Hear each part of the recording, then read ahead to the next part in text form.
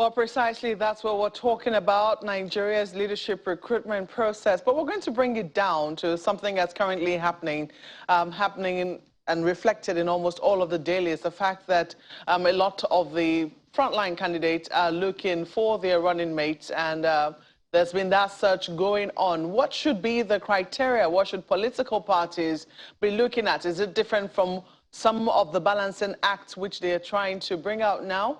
Well, we have with us this morning Dr. Sharif Gali, who is an associate professor and head of Department of Political Science and International Relations at the University of Abuja. You're welcome to Sunrise Daily this morning. Thank you for having me. Good morning, Nigerians. Well, I'm sure that you have been watching what had happened with the primaries of political parties, both big and small. I do not know if any of them have pulled any surprises for you. It wasn't actually a big surprise because the metamorphosis that has been actually unfolding in Nigerian politics is not a kind of political achievement or historical result which have been achieved previously by politicians, but it's largely dependent on what you are able to present to the electorate. So therefore, having Atiku Abubakar within the PDP who has been able to galvanize, the delegate with full resources, as well as on the other side, Bola Tinubu. So not surprising because these are not new, within the framework of Nigerian politics. But one major issue that we always try to emphasize is the leadership recruitment, which is emanating from the already victorious presidential flag bearers. So now what we expect is the vice presidential slot as well as running mate. So what I actually try to advocate, as always, is the concept or the notion of to be or not to be. To be or not to be, in the sense that this entity is called Nigeria. And our leaders, initially they developed a kind of good concept, which was unity in diversity. We are diverse, but we should try to remain united. Do you think that we have placed hurdles in front of, I'm going to come to the fact that some people have said that there has been an uneven playing field within the political parties. It has seen quite a number of them, leave to start to other political parties. And in the political parties where they seem to be making quite a mark with the larger Nigerian populace.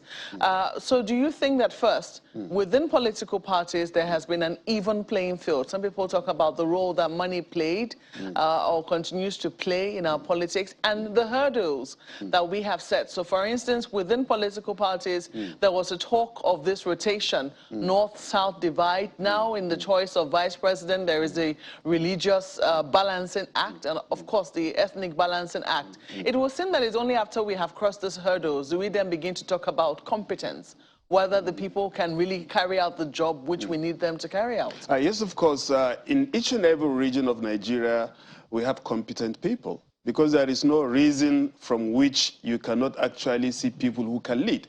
So therefore, but the issue here is that how do we remain just and fair, to ourselves? Why? Because all the conflicts and crises we see around the world are a result of injustice as well as exclusion, political, social, and even economic exclusion. So what we are advocating, in Nigeria is we want a kind of a politics of inclusion. Let everybody be represented fully across the board. So that is why, if you look at this particular, but before I get into this, let me answer that particular question. We have a kind of political cartel. Those who think that they are the only ones, who deserve to govern. And any other person should actually wait, not now. And this particular set of people, they have actually succeeded in spreading the tentacles of, political structure, as well as try to generate and garner support, from across board. So, but what we are saying is that do they belong to one political party, this cartel which you speak of? Yeah, no, the cartel, we have political party or parties, with the notion of cartelism. Why is it so? They try to actually get support by all means, either politically or economically, without necessarily looking at ideology. But what I'm trying to say here is that those who feel rejected and they have no position within a political party, they develop that particular sense of resentment, which they navigate from that particular political party to one that they can actually have a better chance. For example, Dr. Senator Rabiu Musa Konkoso, who left the PDP to APC, back to PDP again, and now in NNPP. So, but what we are saying here is that, now I come back to the issue of competence. What we want is each and every region of Nigeria be fully represented. Let each and every region have sense of belonging. Not every region, because Nigerians are quite conscious in terms of religion.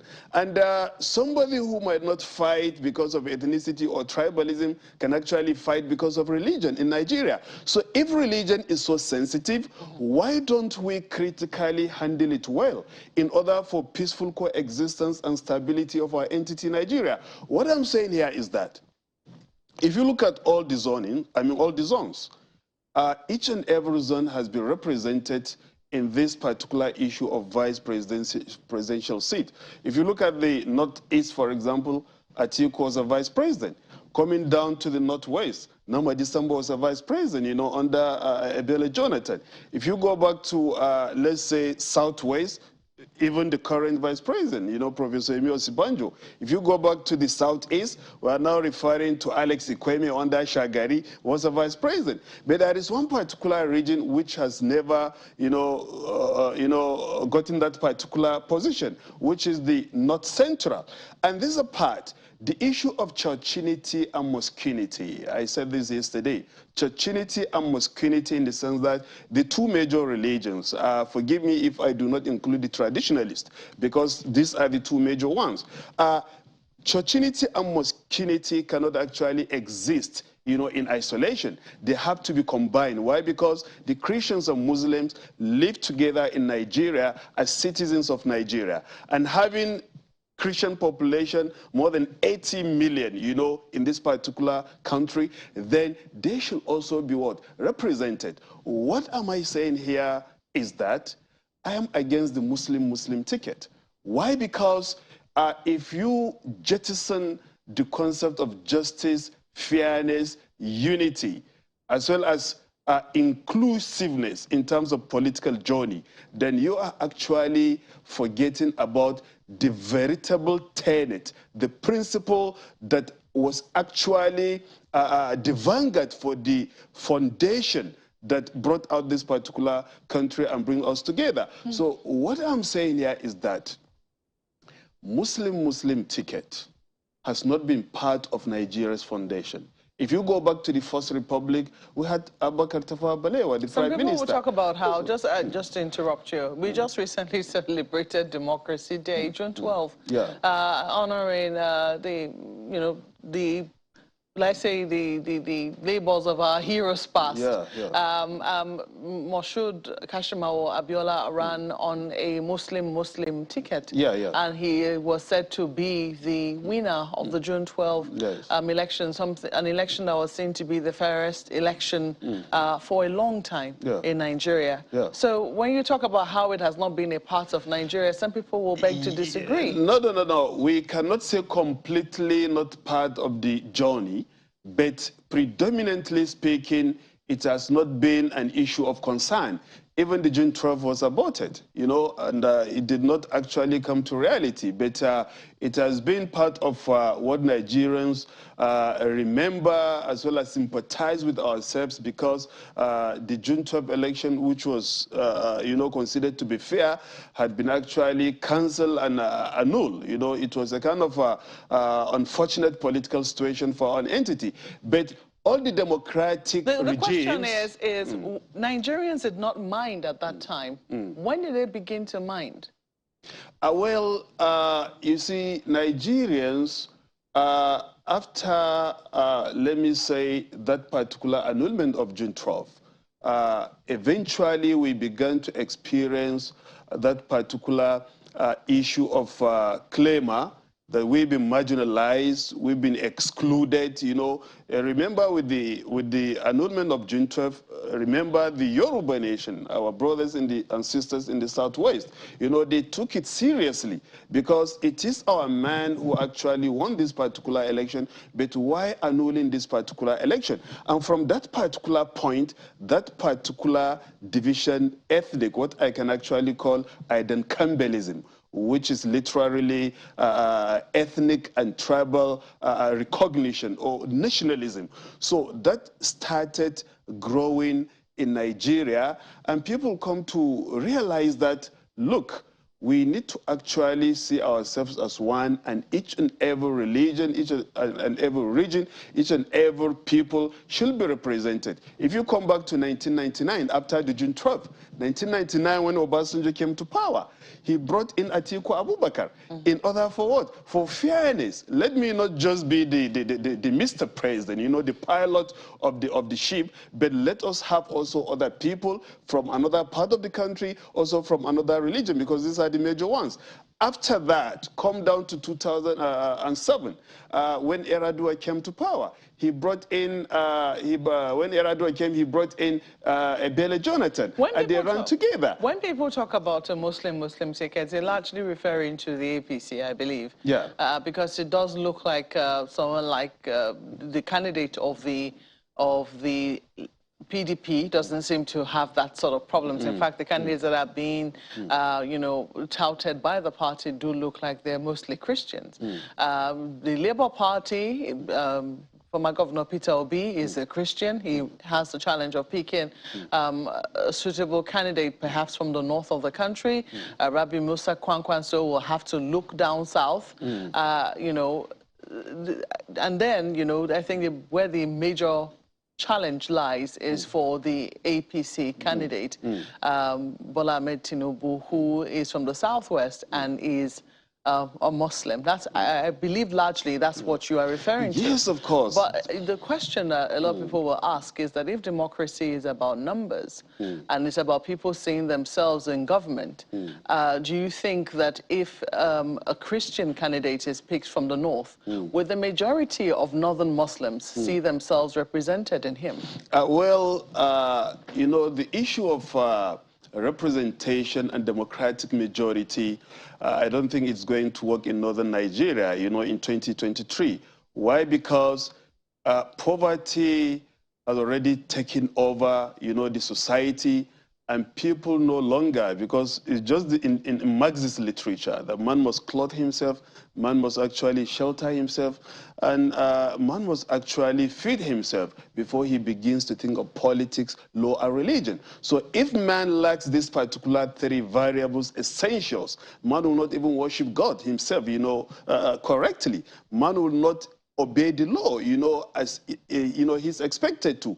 Man will not actually function well as a human being if he lacks these particular three essentials. So that is why when it is time for elections, sometimes people are being actually conditioned to actually vote according to financial resources, what Faisha once called stomach infrastructure. So that is what is going to work. I don't see religion going to play politics, because one thing we must look at, the northern governors, you know, unanimously made the decision that let this particular political process be actually zoned back to the south.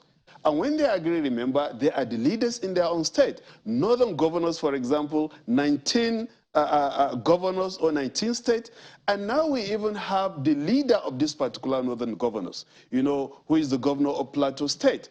He's a Christian. Why don't you pick him? We have Muslims and Christians in Plateau State.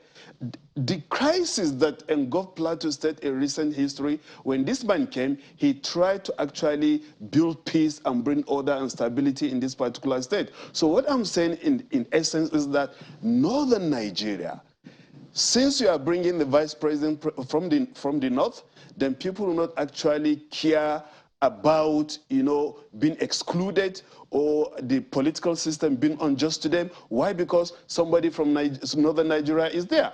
When the first military coup was actually staged, the coming of Aguiyi-Ironsi, you know, from the southeast, which actually brought about the second military coup staged by Gowon. Gowon was from the north.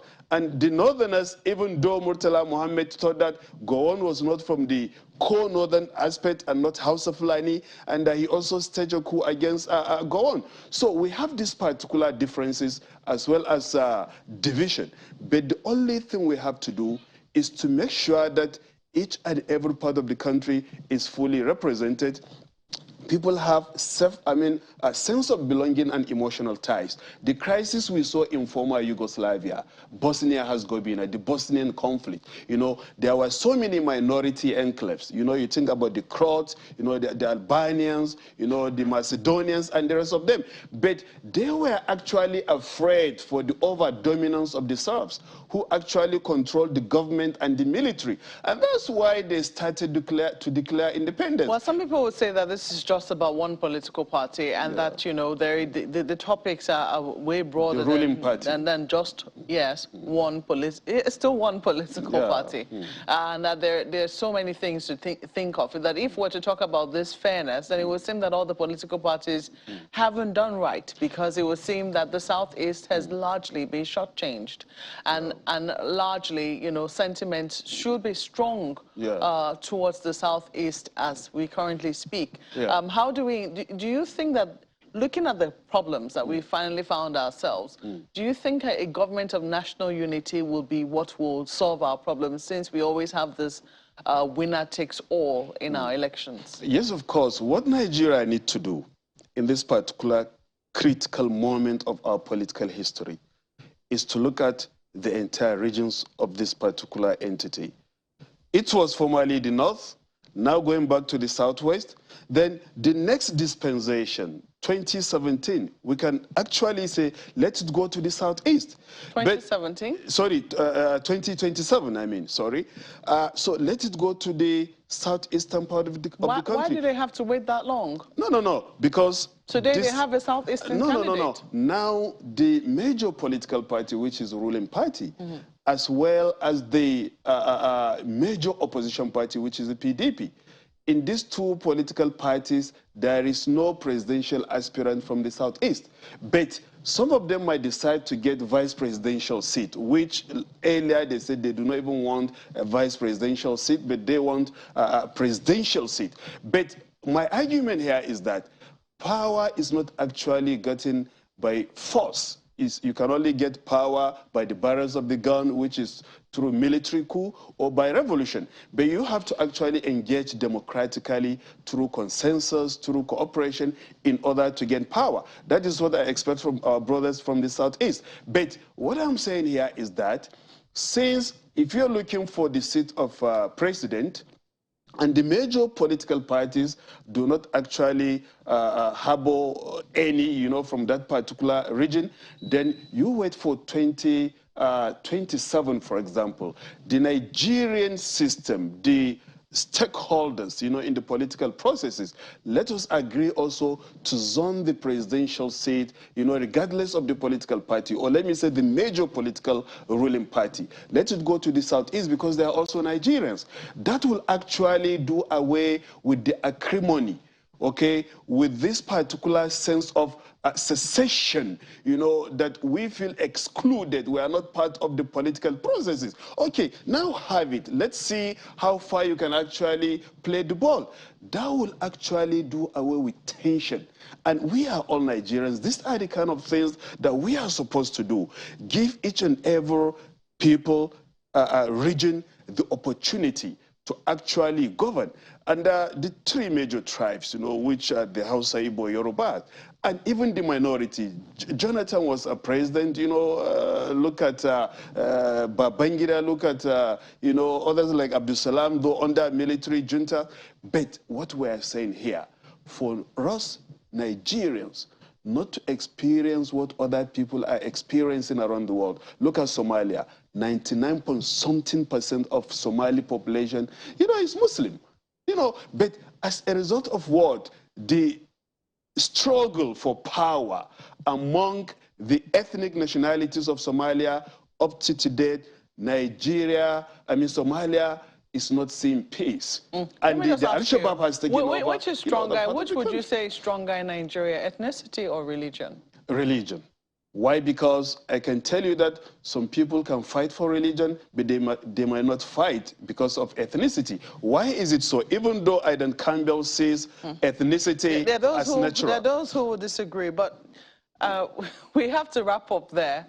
We have to thank you so much for coming on the program this morning. I think that is certainly something to consider, and I think our political parties will certainly have a lot to chew on. We have to thank you for coming on this morning. Dr. Sharif Gali is an associate professor and head of Department of Political Science and International Relations at the University of Abuja.